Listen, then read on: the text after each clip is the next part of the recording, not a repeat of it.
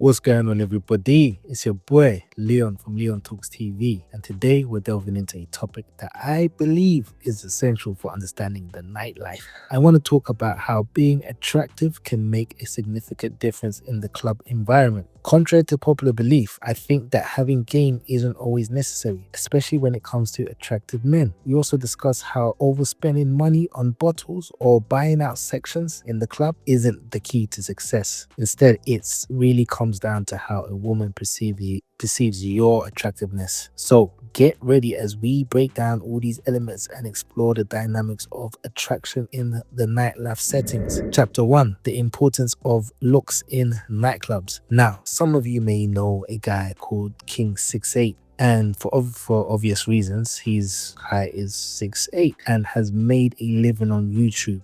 To be honest, he's probably made a fortune off YouTube by sharing his experiences going out in public and hitting nightclubs. He receives a lot of attention and his style is on point. He dresses well, he looks the part, he looks like a man who definitely that he's got high status, because he comes across like he's a rapper or something like that. But one thing I've noticed about him is that he's very reserved. He never pops bottles, he's not overspending any money, doesn't look like it from what I see anyways, and tends to keep to himself. He doesn't even need any game to win over a woman. They literally come to him. Now, he still attracts a lot of attention purely based on his physical appearance. This highlights the dynamics of nightclub scene and serves as a clear example of how looks can significantly impact your success rate in the nightlife game. So when it comes to nightclubs and the nightlife scene, I'm going to be blunt. It really comes down to your looks and attractiveness. It's about how well a woman perceives your appearance and how put together you are. Ultimately, it's all about attraction.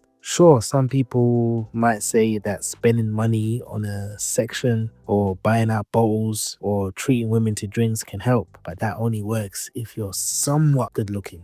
Chapter 2: The risks of spending. So, the risk of spending money in the club. Now, if you're willing to spend in the club to gain attention from women, they are just going to use you, especially if they don't find you attractive. If you're willing to spend a bunch of money on women at nightclubs, like buying out sections for them, it can quite be risky on your part, especially if you're just trying to look for a casual hookup. If that girl doesn't find you attractive, she and her friends will simply enjoy the free drinks without any intentions of any reciprocation in your interest. And guess what? She'll probably end up enjoying the free drinks and go hook up with the guy who she really wants to be with. But it's not necessarily just the ballers or the so-called ballers. I've seen these so-called sugar daddies in the clubs who think that by spending money on women, they're guaranteed to get something in return. In my experience, 9 times out of 10, or maybe even 10 out of 10, they end up being disappointed. As for somewhat average looking guys, the guys who pop bottles and show off their wealth, that's a bit more debatable.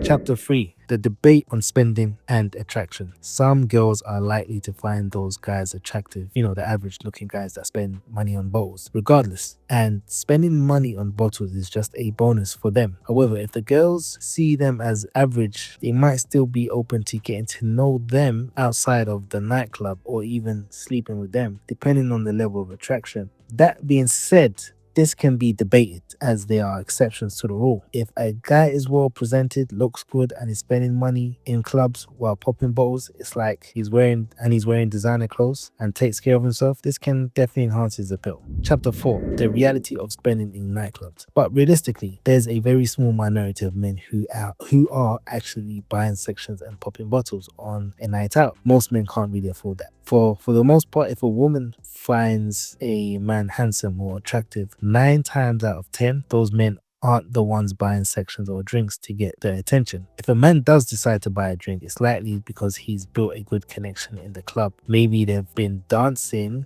together for a while and been having great conversations, or even being a bit touchy-feely. If they've shared a kiss, maybe he knows things are progressing and he might offer to buy her a drink as a common courtesy.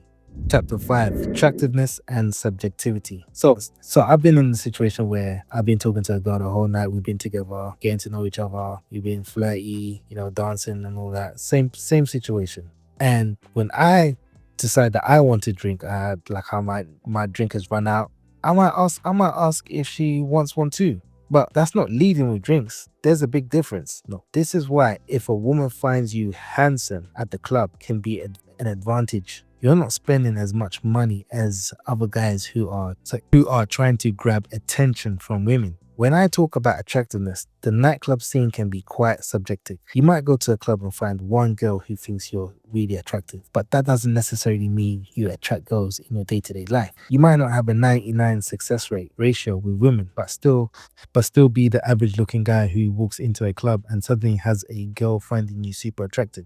In that sense, attraction can definitely be subjective. Chapter 6, the club scene and success rate. But if you're a guy with a good success rate, then the club is definitely going to be your best bet. Back in the day, 9 out of 10 times, a woman knew she was going to give you her number because let's face it, in a nightclub with loud music, it's hard to have an actual conversation. You can't really get to know someone in the 5 minutes or half an hour you've been talking. She decides pretty quickly based on your looks.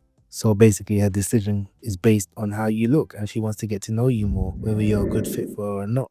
Chapter 7, the shift in club culture. Another thing I want to mention is that back in the day, before social media and smartphones were a thing, we actually went to clubs to dance and enjoy ourselves. It's funny how things have changed. We actually went to the clubs to enjoy ourselves and dance with women. We would give them a little wine, whining, and we would have fun together. That was the era I grew up in. While some of that might still happen today, I don't think it's quite the same anymore. Chapter 8, the experience of dancing. Back in the days, you could play a little bashment music, something like a reggae dancehall, and literally literally grind with a girl. By the end of the night, they would be playing some nice slow jams, R&B jams, and you'd be lost in the moment, just dancing with her. Now, this is where attraction comes into play in the nightclub scene back in the days. When you wanted to approach a woman, you would see her dancing and sometimes approach her from behind. You grab her waist and slowly move in closer. So if she liked what she saw, she would stop dancing and look back. And if she was interested, she'll continue dancing with you. So chapter 9, connection through dance. However, if she wasn't interested, she would push you away, and that was your cue to walk away. Now, if some people saw that, then that would be your walk of shame. If no one didn't see it, then you kind of just saved yourself some embarrassment. But that's how it was back in the days. That's how it typically went. Once you started dancing with a girl, you often found that there was a genuine connection. Like, I remember those times when I would dance with a girl for so long that it felt like we were practically in a relationship for the whole night. It used to be like that. Sometimes you tried to walk away, but she would grab your hand and pull you back. It was all based on attraction, even though she didn't really know me. These types of interactions are probably a bit different in this day and age. Chapter 10, changes in social interaction. Depending on the type of event you're attending, things have definitely changed because of social media. Everything is recorded now, and people are always taking pictures for the gram. So the vibe isn't quite the same as it used to be. You might still find some of those elements now and then, but overall it's pretty much different.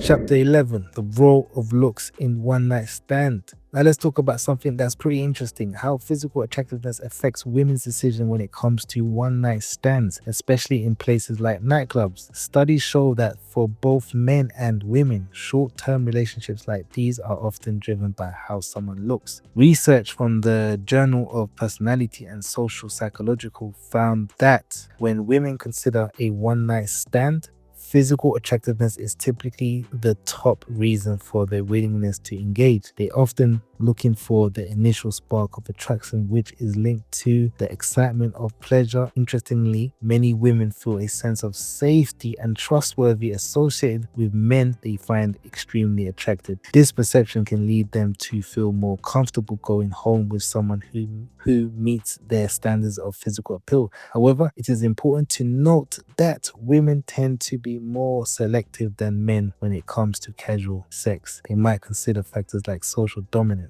or overall a guy's agreeableness. Now, let's dive a bit deeper. Studies suggest that some women might be more open to casual encounters based on their attraction to someone, along with their social settings they're in, like being in a nightclub or having a few drinks to lower their inhibitions. In these environments, the mix of attraction and context can play a significant role in these decision making. In summary, research shows that women often make quick judgments about a guy's attractiveness, which heavily influences whether they consider hooking up on the first night they meet him. While looks are a big factor, perceptions of safety and trustworthy, along with other individuals and situational influences, also come into play. It's a complex mix of attraction, context, and personal preference. Conclusion. In conclusion, we uncovered some of the important truths about the nightlife scene and how attractiveness plays a crucial role in success at clubs. It's clear that while some people think overspending and showing off wealth is the way to go, or they might even think that it's all about gain and having charisma. But it's really about how you present yourself and how you come across, or how your physical appeal comes across to many women. So overall, it's just how women perceive you. Having game might not be as vital as many believe, especially for those who are naturally attractive. Remember, confidence, genuine connection can make all the difference. Thanks for tuning in, and until next time, please make sure to like, share, and subscribe if you found this video insightful, and salute.